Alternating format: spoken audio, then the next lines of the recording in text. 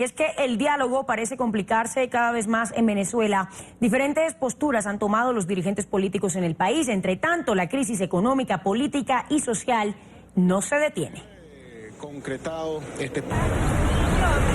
Para hablar de este tema, quiero saludar al padre José Virtuoso, rector de la Universidad Católica Andrés Bello, que es una de las más prestigiosas del país. Gracias por estar con nosotros, padre, bienvenido.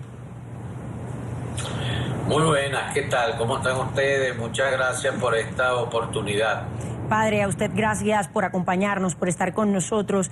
Y la pregunta, la duda que tal vez muchos tenemos es ¿para dónde va ese diálogo cuando estamos viendo a un Nicolás Maduro día a día seguir con amenazas hacia los opositores y también a los opositores haciendo constantes denuncias sobre la situación, sobre la condición de los presos políticos que padecen diversos vejámenes estando en la cárcel, estando tras las rejas?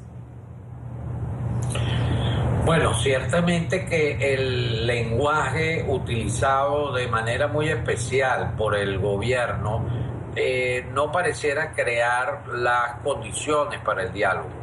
Es difícil el diálogo cuando efectivamente median pues muchos insultos, exclusiones,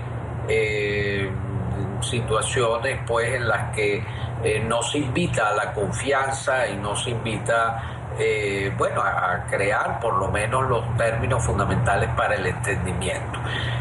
Monseñor Cheli, que es el mediador por parte del Vaticano, incluso el mismo Samper por parte de la UNASUR, ha señalado con bastante claridad la necesidad del lenguaje, ha señalado con bastante claridad la necesidad de que se creen las condiciones de respeto fundamentales en el lenguaje para poderse entender.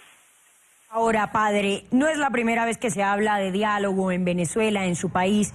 ¿Debe seguir la oposición apostándole a esto ante la situación que estamos viendo y que ya describíamos anteriormente? Porque es que hay algunos opositores que denuncian que lo único que estaría pretendiendo el gobierno sería dilatar y dilatar aún más ese proceso de referendo revocatorio contra el presidente Maduro. Bueno, suponiendo esa hipótesis por parte del gobierno, vamos a suponer que esa es una hipótesis pues bastante lógica, hay un problema fundamental que el gobierno tiene que afrontar. Y es que la crisis en Venezuela es tan grave que la dilatación, llamémosle así, que el correr la arruga que decimos aquí en Venezuela, pues tiene poco vuelo, tiene poca capacidad de ser por largo tiempo. La crisis en Venezuela es muy grave y el primero que debería estar interesado en dar señales de confianza, emitir señales para la tranquilidad de la población, es el propio gobierno por su estabilidad. El problema es que a veces hay maneras de razonar en política que ciertamente son incomprensibles.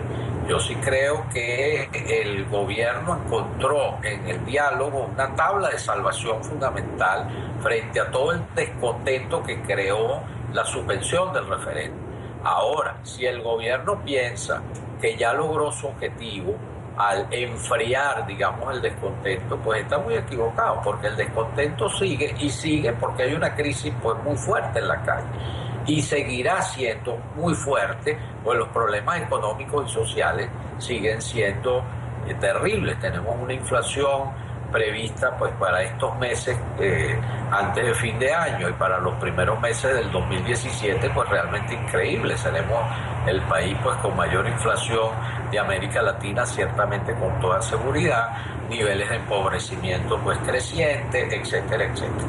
De tal manera que si el primer interesado en generar pues confianza frente a la crisis, en generar estabilidad, en generar un clima de convivencia es el gobierno, por eso sería el primer interesado. Sin embargo, pareciera que hay sectores dentro del gobierno que no juegan a esa lógica, sino que juegan más bien a levantarse de la mesa y para eso lo hacen valiéndose precisamente de insultos o atropellos o bueno, pues declaraciones en los medios que no ayudan para nada a eso. Padre, ¿y la iglesia dónde queda en todo esto? ¿Qué postura o qué papel es el que debe adoptar la iglesia católica?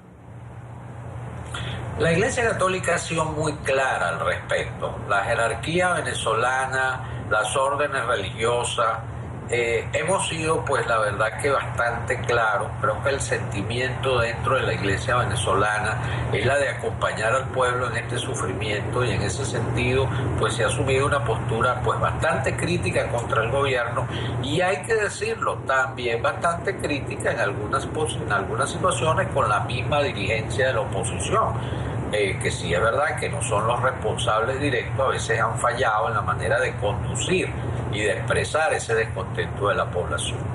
En este sentido, la Iglesia ha estado muy clara. La presencia del Vaticano, pues evidentemente es un papel pues que ha sido alabado por todos. Como Iglesia nos sentimos, pues la verdad que muy satisfechos de la presencia del Vaticano. El enviado del Vaticano es una persona que cuenta con una gran experiencia diplomática y negociadora.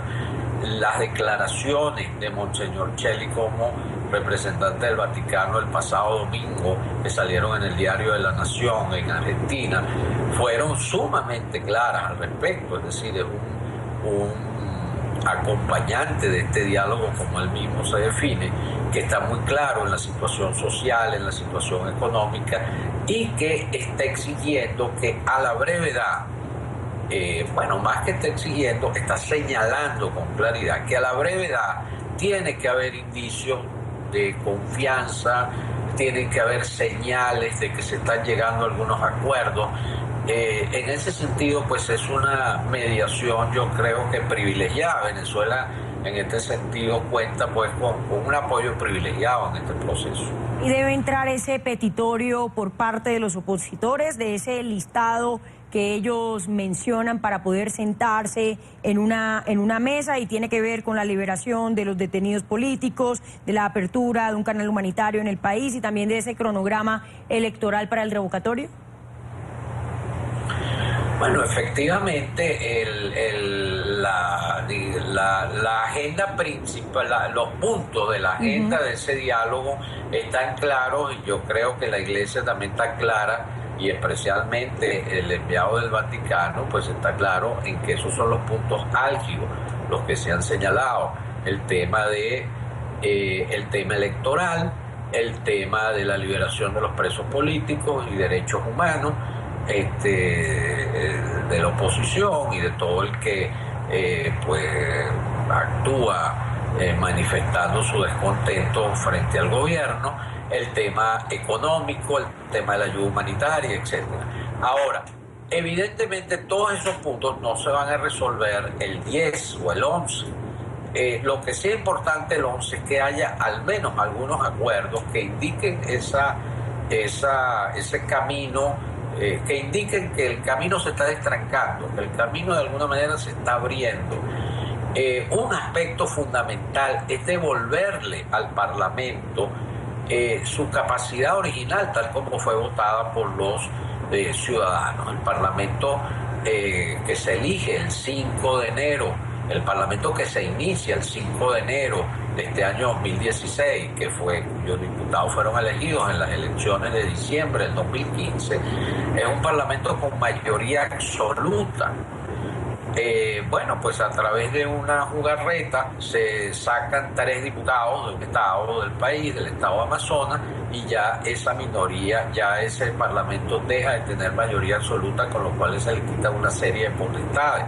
Entonces, devolverle al Parlamento su potestad, resolviendo el tema que se ha señalado con respecto a estos 3 parlamentarios, bien sea yendo a unas elecciones que se señalen de manera inmediata de estos 3 diputados, o devolviéndole su curul, digámosle así, a los diputados electos por ese estado Amazonas, pues resolvería el problema. Total, que en síntesis fundamental sería, yo sí creo que un elemento de destranque del juego es devolverle al Parlamento venezolano actual su potestad institucional.